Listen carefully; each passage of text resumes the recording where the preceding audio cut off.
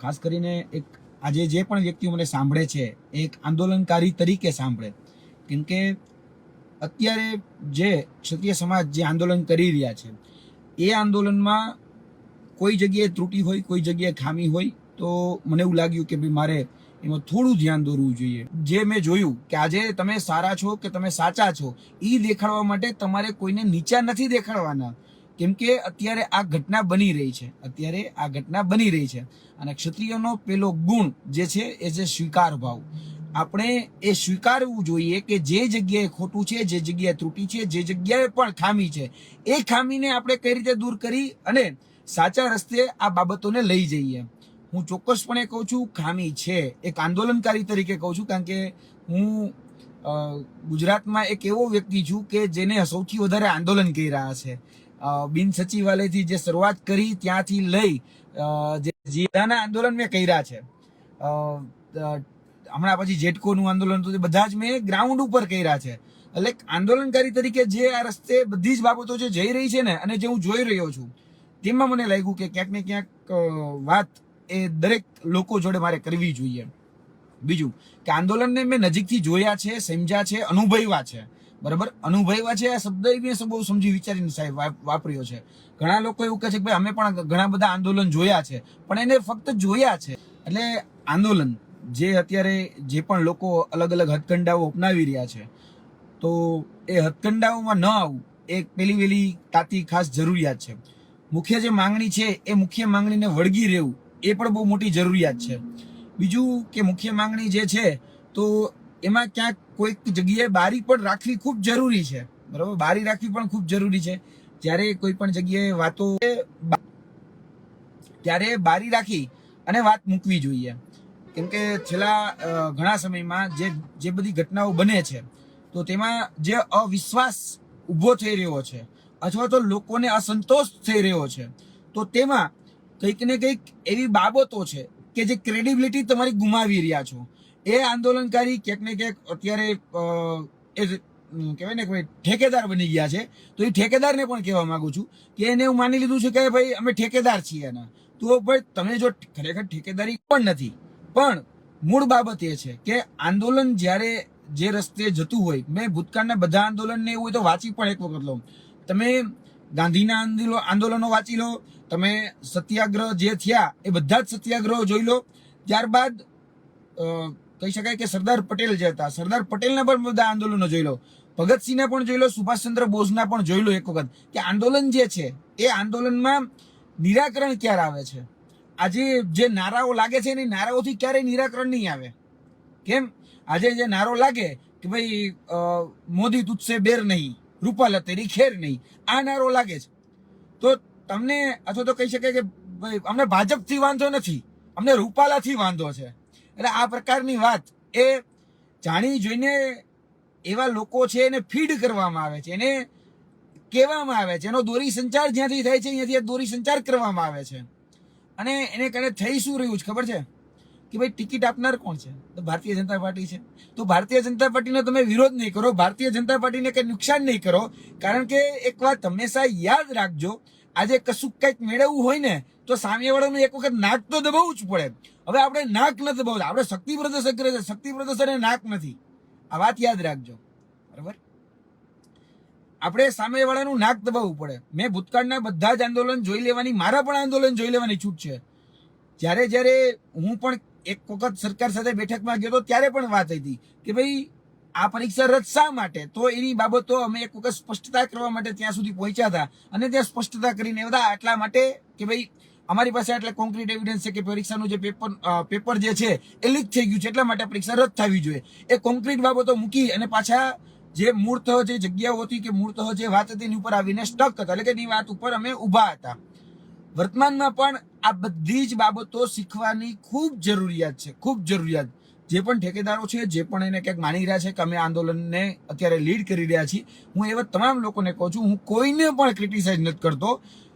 જે લોકો જે પણ માને તે, બરાબર, કદાચ આ બધી જ જે ઘટનાઓ બને છે, બધી જ જે બાબતો બને છે, એમાં ઘણી બધી જગ્યાએ મેં જોયું છે કે આજે કોઈ આવી એને બોલી જાય છે, કોઈ ક્રિટિસાઇઝ કરી જાય છે, તો એક આંદોલનકારી તરીકે તો એટલું જ કહું છું કે ભાઈ પામવા કરતા ગુમાવવાનું વધારે આવે છે. એક આંદોલનકારી તરીકે ગુમાવવાનું હંમેશા વધારે આવશે. આજે જે પણ લોકો ઝંડો લઈને આગળ નીકળે છે ને એને જ સૌથી વધારે સાંભળવાનું આવશે. એટલે આંદોલનકારી તરીકેનો પેલો ગુણ એ પણ છે કે તમારે સહન કરવાનું છે. બધો જ તાપ જે છે એ તાપ સહન કરવાનો છે, બધો જ પ્રકારનો. કારણ કે બધા જ અલગ અલગ માનસિકતા વાળા લોકો હશે. કોઈ આનું ઝડપથી નિરાકરણ ઈચ્છતું હશે, કોઈ એમ કહેતું હશે કે ભાઈ આપણે આ ટ્રેલર થોડું છે કે હવે સોરી કહેવાય કે ભાઈ આ પિક્ચર થોડું છે કે આનો ભાગ પહેલો આવ્યો, ભાગ આ વેબ સિરીઝ થોડી છે કે આ ભાગ પહેલો આવ્યો, ભાગ બીજો આવ્યો કે ભાગ ત્રીજો આવશે કે આને પછી ભાગ ચોથો આવશે. હવે part 1, part B, part C, કોઈ ABCD ચાલુ કરે. તો આ બધી જ એવી બાબતો છે. આજે મેં જે જોયું છે, મેં જે જાણ્યું છે, મેં જે સમજ્યું છે, તો ખાલી કહેવાય ને હનુમાનને જામવંતે તું હનુમાન છો એ ત્યારે યાદ કરાયું હતું કે તારામાં કેટલી અંદર તાકાત છે, તારામાં કેટલી અંદર શક્તિ છે. એ શક્તિ ખાલી યાદ કરાવી હતી અને હનુમાનને યાદ આવી ગયું હતું. તો પછી એ લંકામાં પણ ગયા હતા અને લંકા જે આપણે બધા જ જાણીએ છીએ જ્યાં સીતાજીનું હરણ થયું હતું, બરાબર, આપણે એ આખી ઘટનાથી વાકેફ છીએ. પણ એ રાવણ કયા રૂપમાં આવ્યો હતો? એ રાવણ એ સાધુના રૂપમાં આવ્યો હતો. અત્યારે પણ ઘણા બધા એવા લોકો છે કે જે તમારી પાસે આવે છે તો તમને એવું લાગે છે કે ભાઈ એ પક્ષમાંથી આવે છે એટલે તમારા શુભચિંતકો છે કે તમારા શુભેચ્છકો છે. તમને પણ એવું લાગે છે કે આ જે થઈ રહ્યું છે અથવા તો જે લોકો દોરી સંચાર કરી રહ્યા છે એ સત્તા પક્ષના લોકો જે અત્યારે આંદોલનને દોરી સંચાર કરી રહ્યા છે, જે લોકો એની સાથે ચર્ચા વિચારણા કે જે પણ વાટાઘાટો કરે છે એને એવું લાગે છે કે ભાઈ આંદોલન જે છે યોગ્ય રસ્તે જઈ રહ્યું છે. પણ ના, એવું નથી. આંદોલનનો દોરી સંચાર એ આંદોલનકારીના હાથમાં હોવો જોઈએ. કોઈ કે એમ કરવું એ ક્યારેય એ આંદોલનકારી ન કરે. આંદોલનકારી જે છે ને એ હંમેશા એ બાબત ધ્યાન રાખે કે મૂળ માંગણી શું છે, માંગણીની સાથે જે યોદ્ધાઓ છે જે મારી સાથે સંકળાયેલા છે એ શું માની રહ્યા છે. આજે કોઈ પણ વ્યક્તિ એમ કે ભાઈ રાજકોટની અંદર જે આખો ઘટનાક્રમ બન્યો તો એક મેસેજ કન્વે થવો જોઈએ. પહેલા વાત સમજજો. ખોટું લાગે તો હું દિલથી કહું છું, સમાજના દીકરા સમજી અને મને માફ કરી દેજો, પણ જે મેસેજ ખરેખર કન્વે થવો જોઈએ.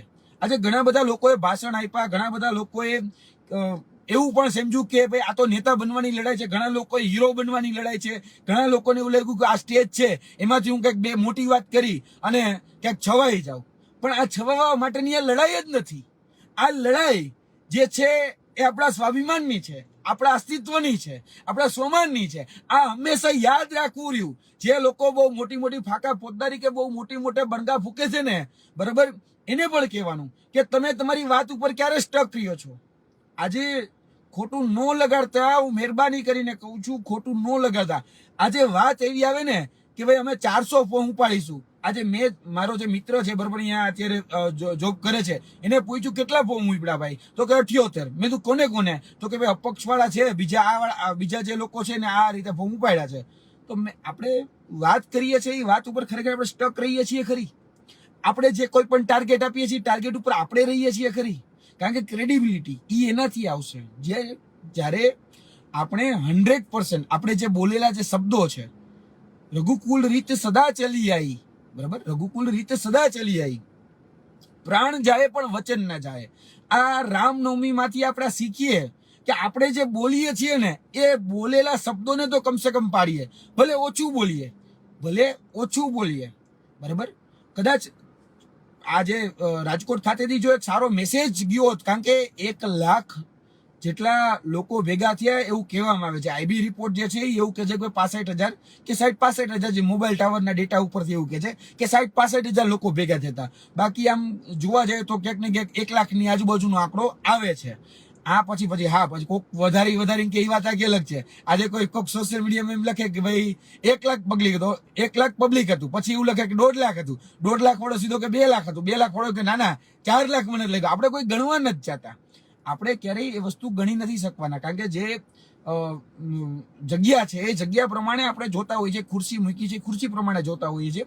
અને પછી બહાર આજુબાજુમાં લોકો કેટલા હતા, 2-5 હજાર લોકો ઊભા હોય તો એ પ્રમાણે આપણે ગણતરી થતી હોય છે.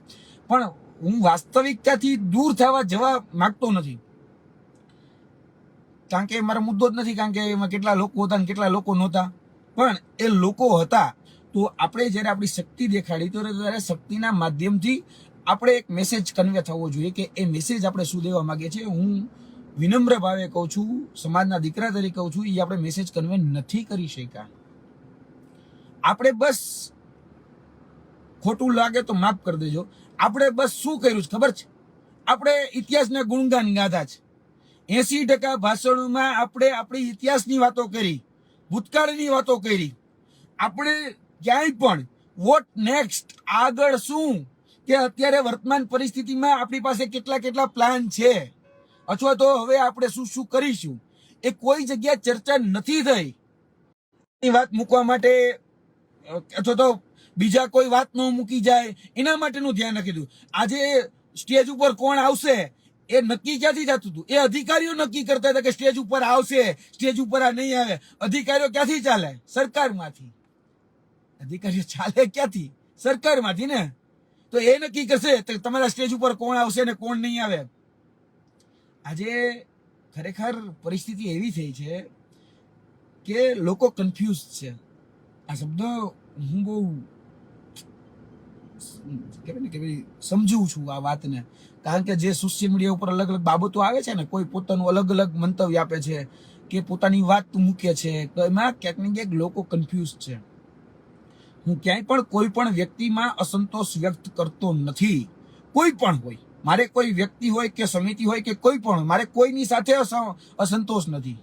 બીજું કે આ બધા જ લોકો જે તમારો દોરી સંચાર કરે છે, એ બધા જ લોકો તમારી ફિરકીઓ લે છે. જ્યાં 92 ફિરકાઓ છે ને, એને કહું છું કે તમારી ફિરકી લેવાઈ રહી છે. હું તો એકેય ફિરકામાં નથી આવતો, બરાબર? હું એકેય ફિરકામાં નથી આવતો. અને તમે જોશો તો એમ જ કહેશે કે ભાઈ યુવરાજસિંહ તમે સ્ટેજ નો આપતા છો. યુવરાજસિંહ વાત નો કેમ? કારણ કે યુવરાજસિંહ આંદોલનનો ચહેરો છે અને યુવરાજસિંહને ખબર છે કે ક્યારે કઈ વાત મૂકવી. આજે યુવરાજસિંહ જાણે છે. આજે જે યુવા ધન્ય બેઠું હતું તો મને ખબર પડતી હતી કે મારે અહીંયા શું વાત મૂકવાની હોય. પણ દોરી સંચાર જ્યાંથી થાય છે, તકલીફ ત્યાં છે. દોરી તમારા હાથમાં રાખો.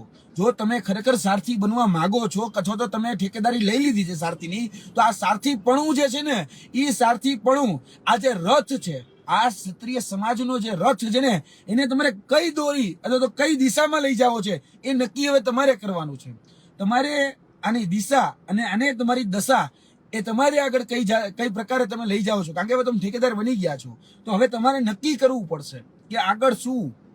અને મેસેજ કન્વે નહીં થાય ત્યાં સુધી બહુ મોટી ખોટ પડશે, બહુ મોટી ખોટ પડશે.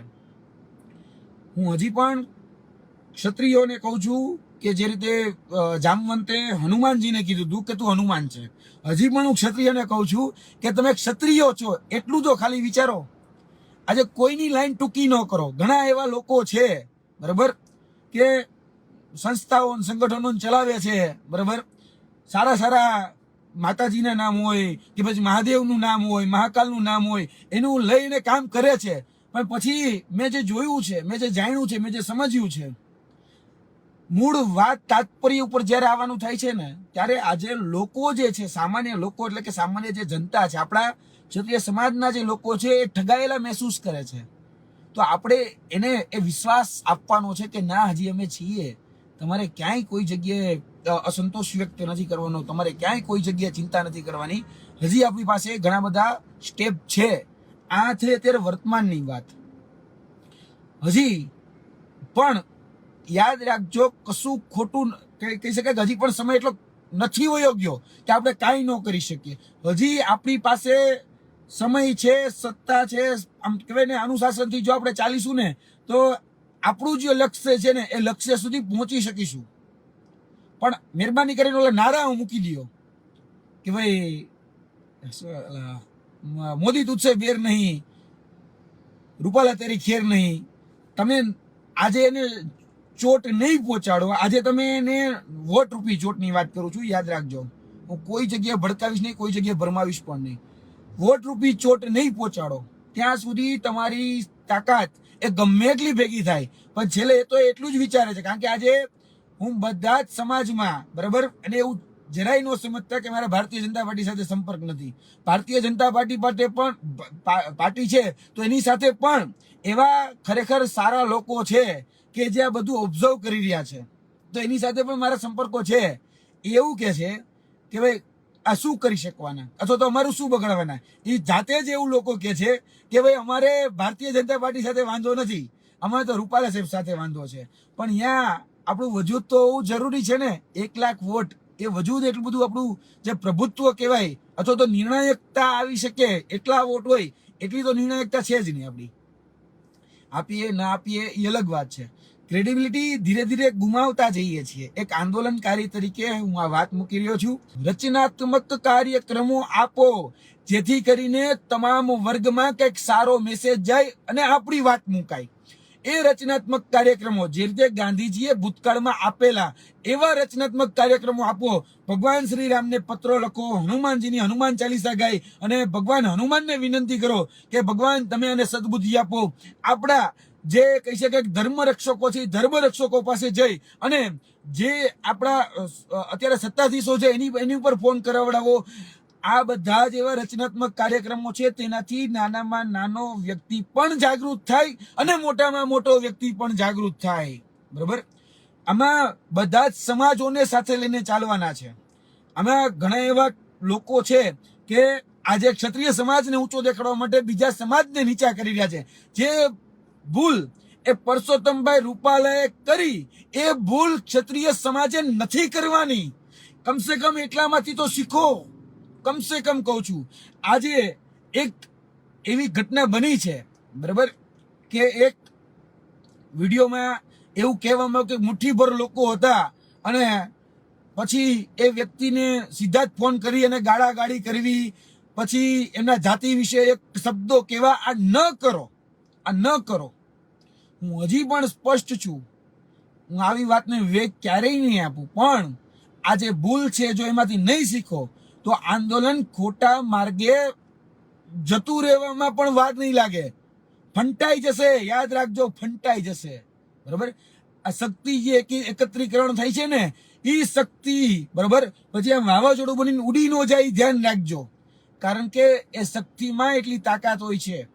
1 લાખ લોકો ભેગા થયા તો આપણે મેસેજ કન્વે કરવામાં પણ નિષ્ફળ રહ્યા છીએ.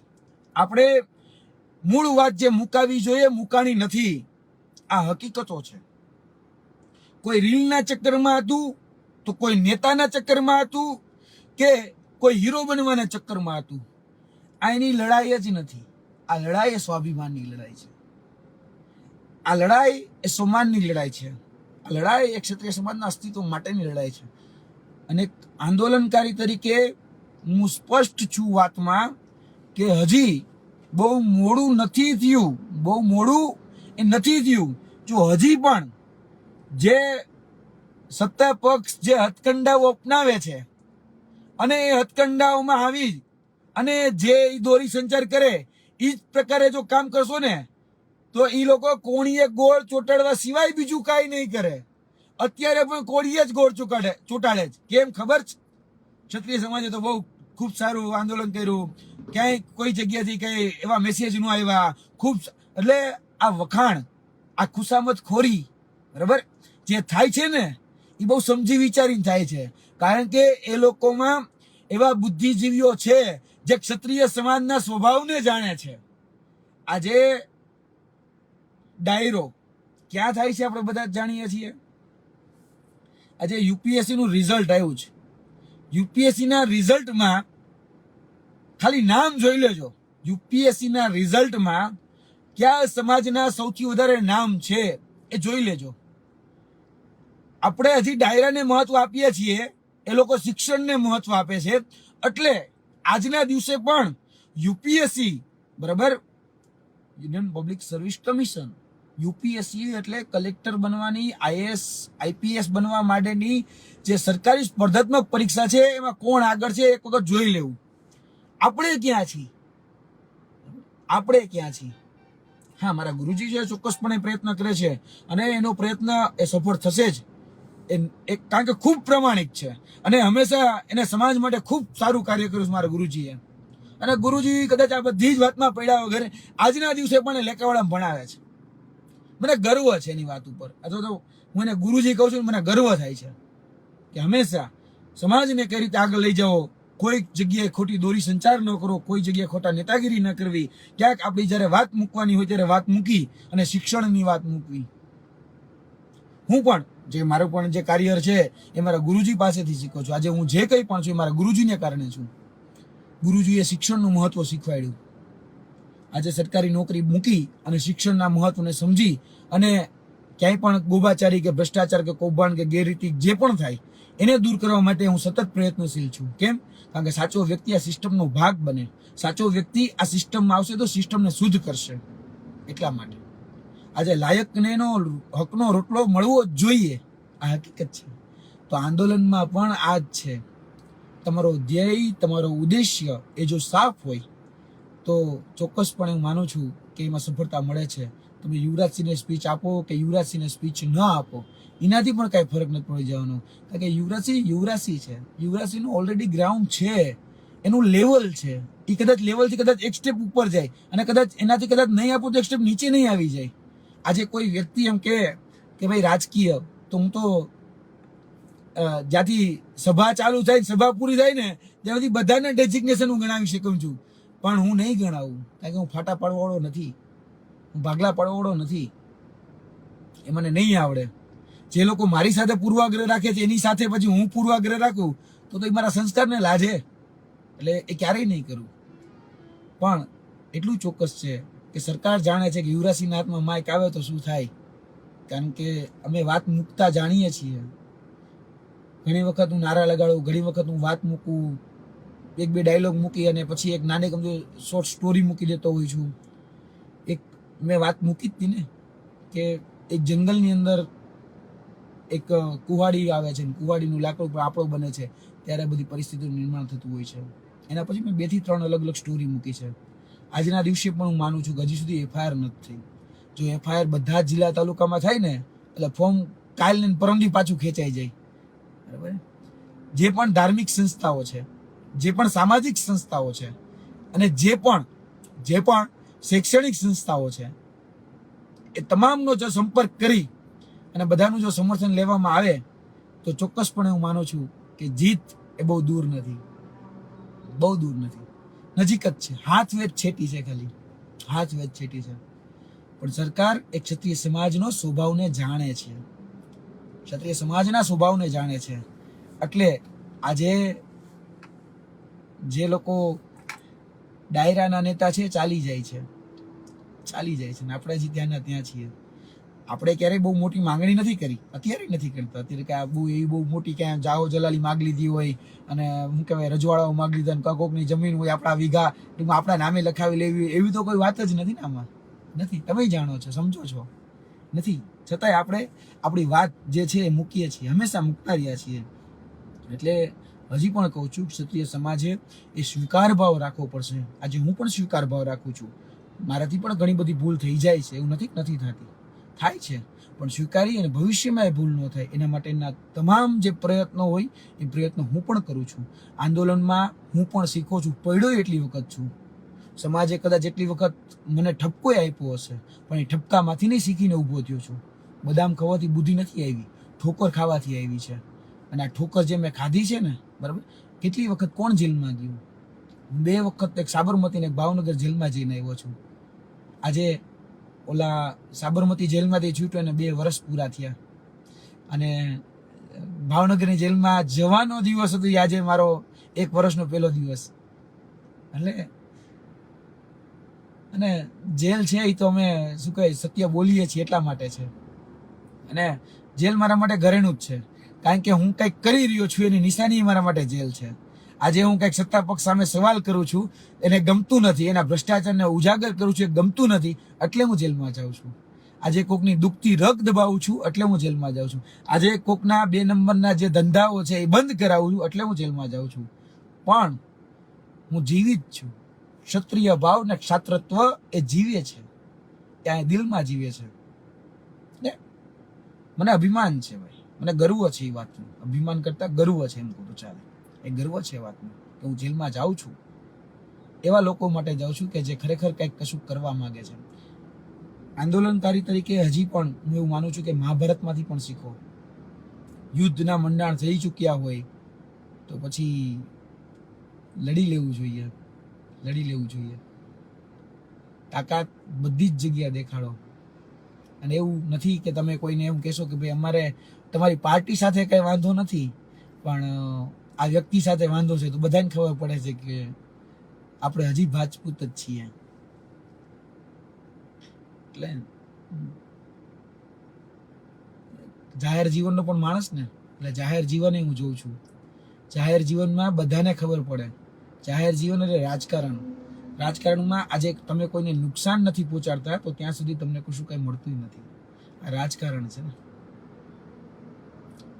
મને કોઈ એવું કીધું હતું કે તમે રાજકીય વ્યક્તિ તરીકે કોઈ જગ્યાએ કોઈ સ્ટેજ ઉપર ન આવો, આવું વાત હતી. એટલે મેં કીધું રાજકીય વ્યક્તિની પરિભાષા શું?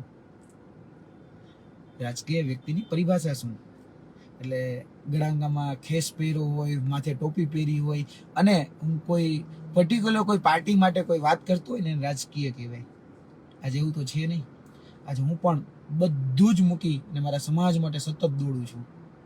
આ પેલો વિડીયો 23 તારીખે રાતે 2:30 વાગે મારા ફોનમાં આવ્યો. સવારે 10:43 તમામ જેટલા પણ મીડિયા મિત્રો છે એના સુધી પણ મેં પહેલો પહોંચાડ્યો કે ભાઈ પરસોત્તમ રૂપાલાનું વાણી વિલાસ એમ કરી, અને મેં 24 તારીખે સવારે આ વિડીયો જે છે બધા જ મીડિયા મિત્રોને મોકલ્યો હતો. બધાને પૂછી લેજો. અત્યારે પણ કોઈ પણ ઘટના બને તો મીડિયા મિત્રોને તરત જ મોકલું છું, જેથી કરીને અવેર થાય.